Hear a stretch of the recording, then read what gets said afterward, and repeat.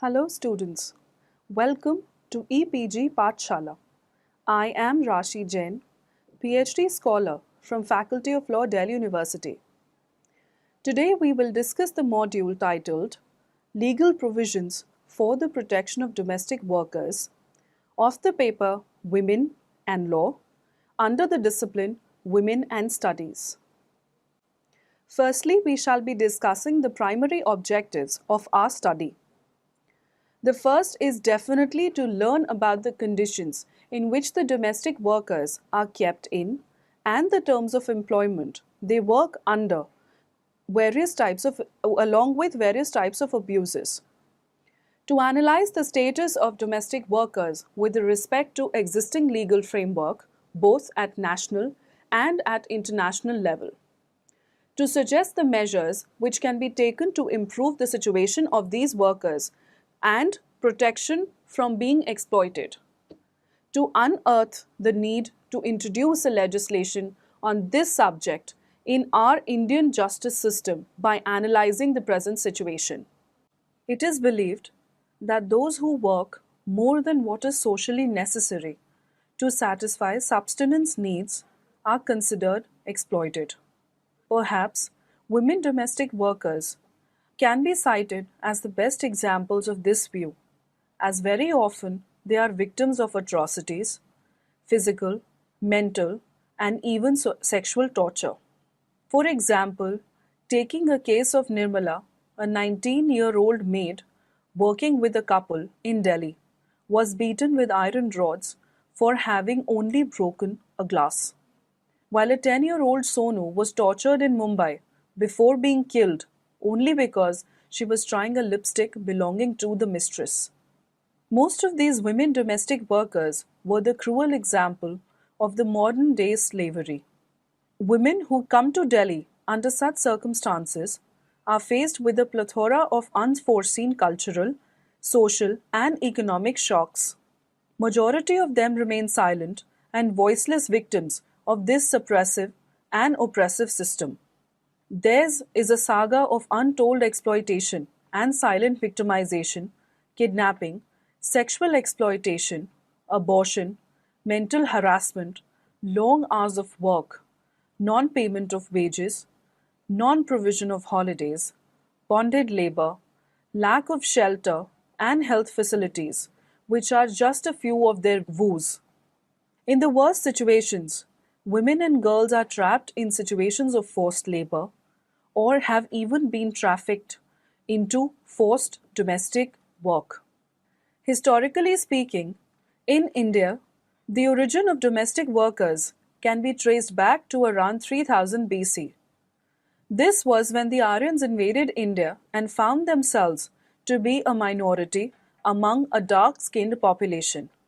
Domestic work was then also organized along the caste lines. Those who were conquered were considered inferior, outcast, and termed dasyas, who were generally the slaves or shudras. These servants were impoverished in the conflicts, addicted to manual tasks, and ordained to live by serving the people of the higher varnas, and hence forced into menial occupations like washing and cleaning. To understand the problems and the legal provisions that are available for the protection of domestic workers, we shall first see as to what exactly is meant by a domestic worker.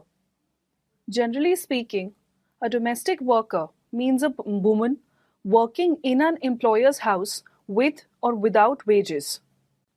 International Standards Classification of Occupation lists the duties of a housemaid, domestic servant, in our context as the one who cleans rooms, prepares food, and serves meals.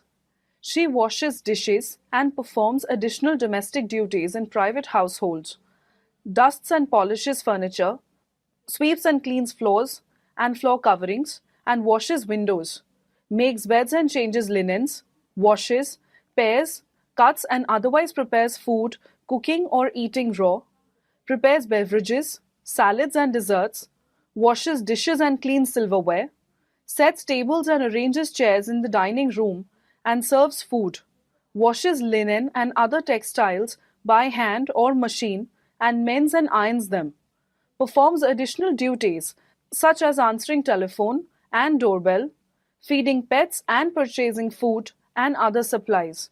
She may cook meals, bake cakes and pastries and perform other cooking work. The Draft Bill of 1959 defined a domestic servant as a person employed regularly by anyone, either full time or part time, to do the work of cooking, sweeping, cleaning, gardening, tending domestic animals, keeping children, driving vehicles, or to do all or any of these or other domestic work for the employer's own family.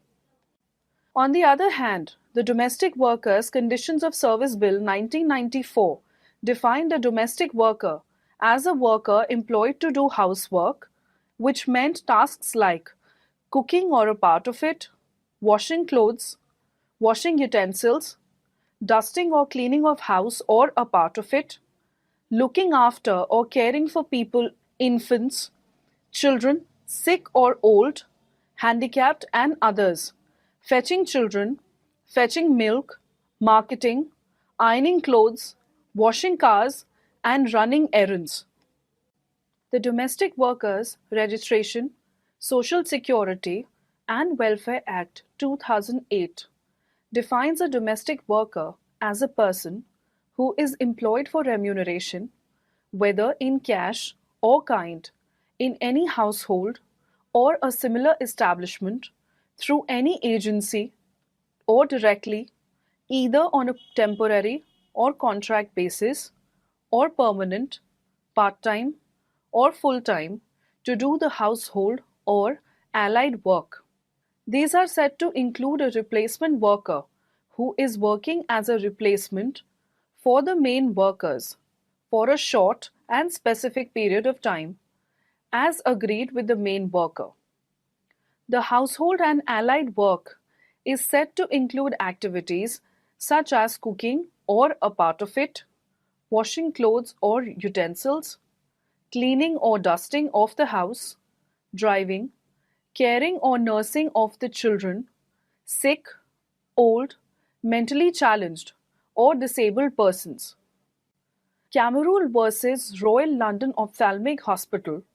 In this case, the court held a domestic servant to be the one whose main or general function was to be about the employer's person or establishment, whether residential or quasi residential, for the purpose of ministering to their employers' needs or wants, or to the needs or wants of those who were the members of such establishment, or of those resorting to such establishment, including guests.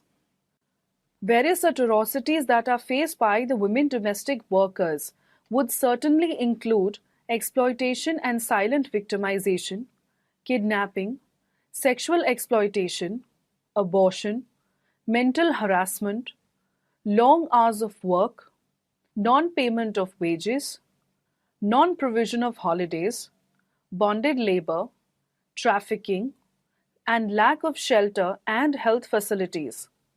Therefore, it becomes even more necessary to give ample protection to these destitute persons. Why these girls have to work as domestic workers calls for a serious discussion. It is certainly confirmed that the majority of the women domestic workers are compelled to enter into this vocation because of the reason of poverty and illiteracy. With absolutely no money in hand and no education or skill to support them, the families themselves push their girls to go to the cities and earn for them. The structure of their family is very big and no less than 4 children on an average, and where every member has to work to earn enough for their survival. Subsequently, parents also prefer to place their girls in domestic service because they see it as a lighter task than other employment opportunities for them in their community. The girls, on the other hand, easily fall into the trap and agree to go to the cities in its lure. From the point of view of the employers, lack or absence of support systems for working mothers, for example, childcare facilities, and the prevalence of traditional patriarchal and gender relations in the family and society has been further responsible for creating the parallel support system provided by domestic workers to today's nuclear families. Additionally, they have become a part of many homes due to women undertaking jobs outside their homes and them being a symbol of status to upper class families. Now, we shall examine the relationship of domestic workers with placement agencies. However, for this, we shall first understand as to what exactly are placement agencies. Generally speaking, placement agencies are the agencies undertaking the task of supplying domestic workers to households at a commission which is usually for 11 months.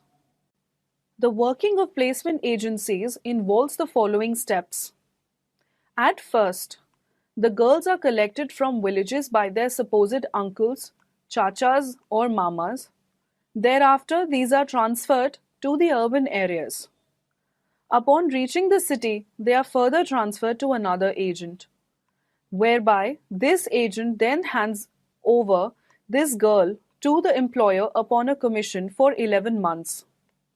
After the completion of the term of 11 months, she is placed in another household. Let us now see the legal provisions that are available to the domestic workers at national and also at international level. Firstly, we shall start with international protection. To start with it, the Convention on Slavery, Servitude, Forced Labor, and Similar Institutions and Practices, 1926, grants a protection to the domestic workers.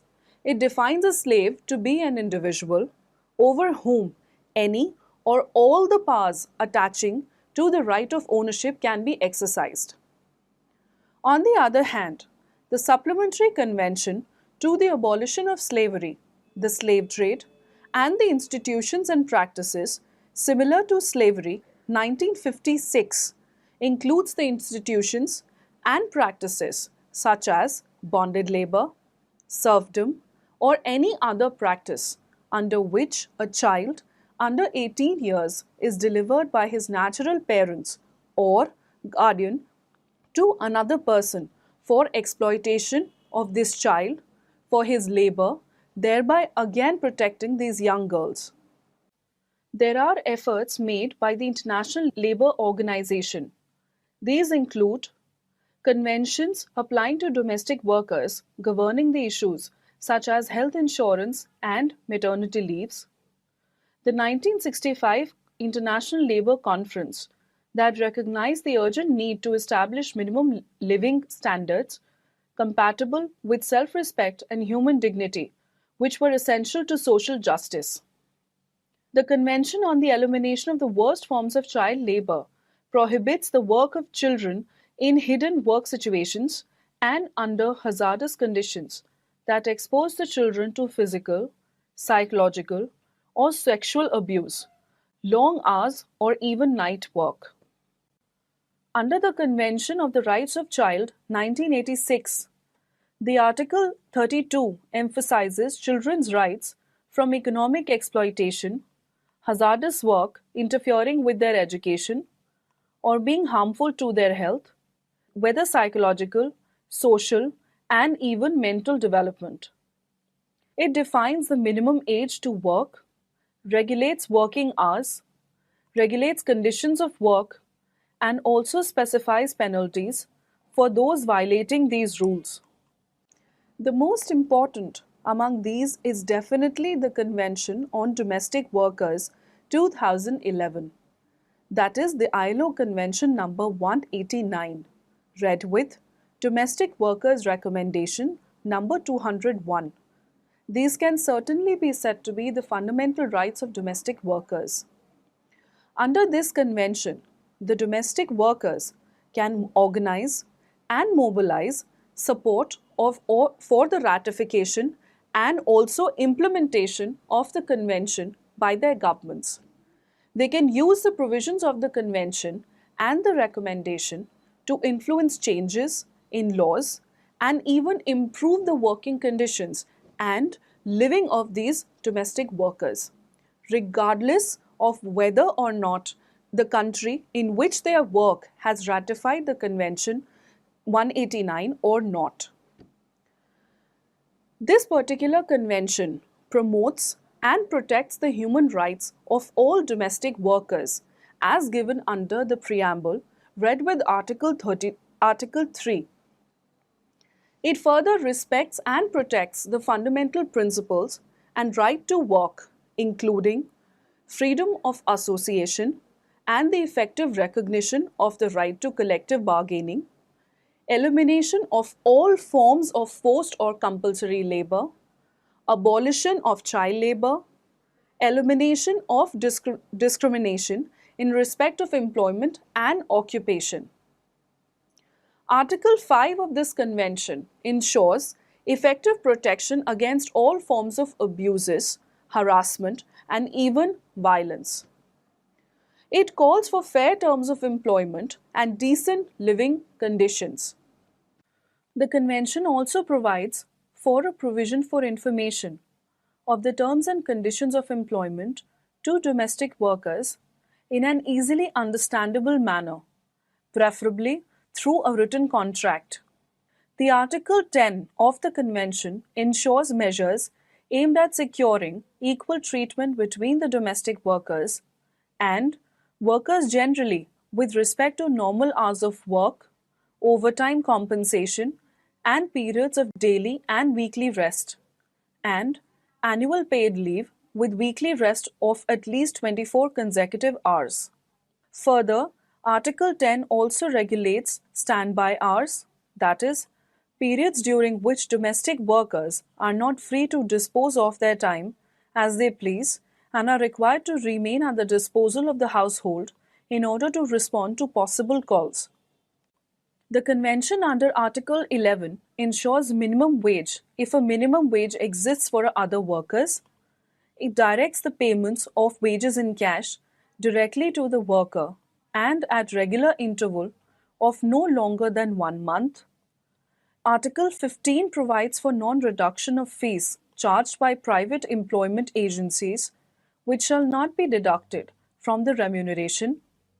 In addition to this, Article 13 provides for right to safe and healthy working environment, whereas Article 14 calls for social security protection, including maternity benefits.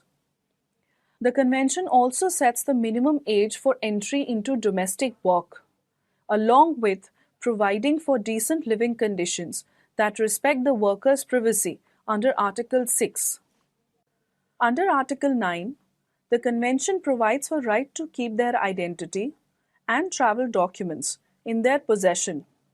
Further, the Convention also sets standards for concerning migrant domestic workers, for example, a written contract enforceable in the country of employment. Apart from this, the Convention protects from abusive practices by private employment agencies under Article 15. It grants effective access to the court, tribunals, or other dispute settlement mechanisms, including accessible complaint mechanisms under Article 17, and also calls for measures to be put in place to ensure compliance with national laws for the protection of domestic workers, including labor inspection measures. I shall now highlight the framework of national protection to domestic workers, that is, the provisions that are available for the protection of women domestic workers in our country. Historically speaking, All India Domestic Servants Bill 1959 was the first attempt to have legislation for domestic workers. However, it failed. Thereafter, the Domestic Workers' Conditions of Service Bill 1972, 1977 and 1989 were also attempted to be enacted. But unfortunately, these also had the same fate as that of the above one.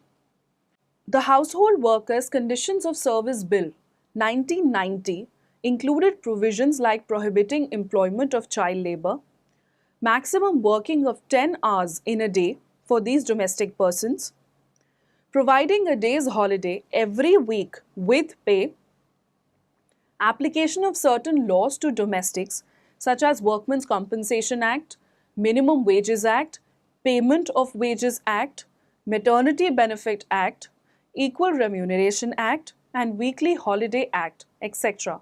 But this too unfortunately failed. The Unorganized Sector Workers Bill 2004 was thereafter brought forward. However, this also remained unpassed. The primary features of the 2010 Act include formation of Central and State Advisory Committee along with district boards for the functioning of the Act, prohibition of employment of a child as a domestic worker or for any such incidental or ancillary work which is prohibited under any law for the time being in force. Establishment of the Women Domestic Workers Welfare Fund to be used to promote welfare of domestic workers. Supply of information by every employer and service provider for particulars of the workers engaged directly or through any agency to the district board or any authorized person. Regularizing time of work of domestic workers.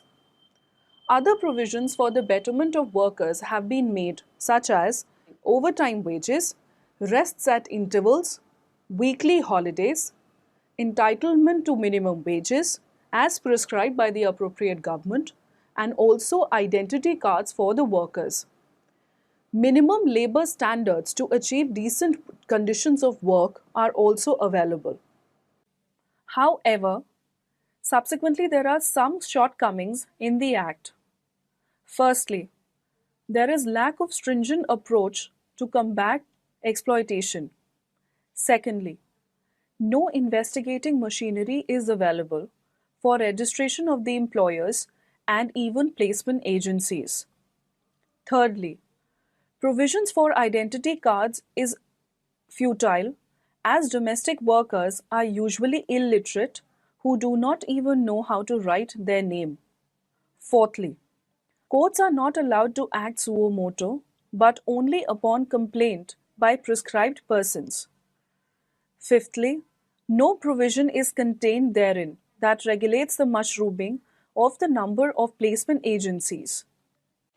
Apart from the 2008 Act, the Protection of Women Against Sexual Harassment at Workplace, Prevention, Prohibition and Redressal Act 2013 also protect domestic workers. It protects the women from sexual harassment at workplace. However, for the first time, the definition of workplace includes a household, that is, to provide protection to domestic maids from sexual harassment. Apart from these, there are certain other efforts that are carried at the state levels. For example, Kerala and Karnataka have adopted minimum wage laws for domestic workers. Tamil Nadu is the first state in India to recognize the status of informal economy workers with the right to form trade unions. Further, Maharashtra and Karnataka have social security schemes for domestic workers. And lastly, for the conclusions and suggestions, we too can create a difference to the lives of these girls. We can create awareness about their rights, lend a helping hand to redress their grievance through mass public information campaigns, educate domestic workers, labor recruiters, and employers, especially about various forms of abuses generally encountered by them, the legal provisions, and redressals available. We can organize domestic workers into groups and associations of similar status and interest.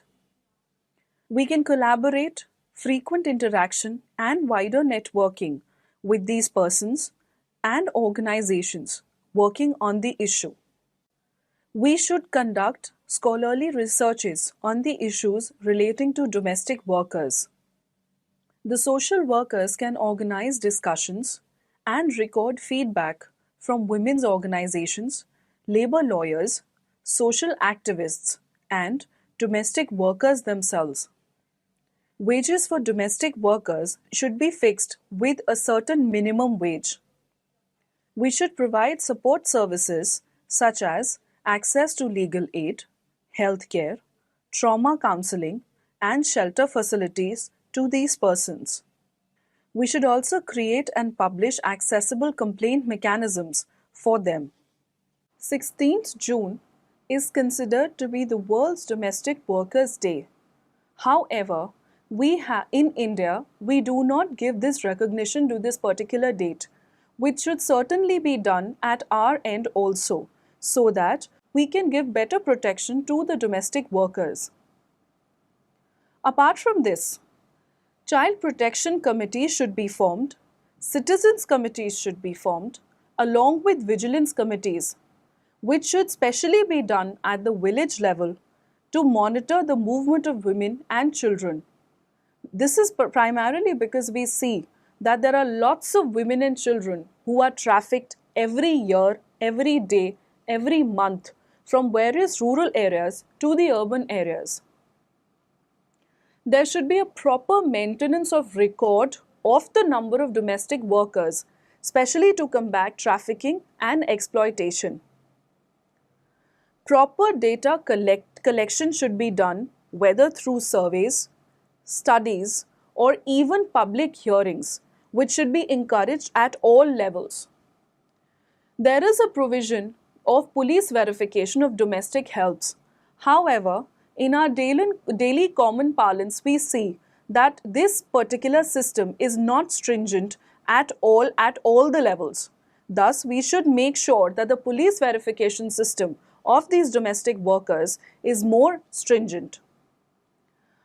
Last but not the least, efforts should also be made towards the betterment of the conditions of work of these domestic servants.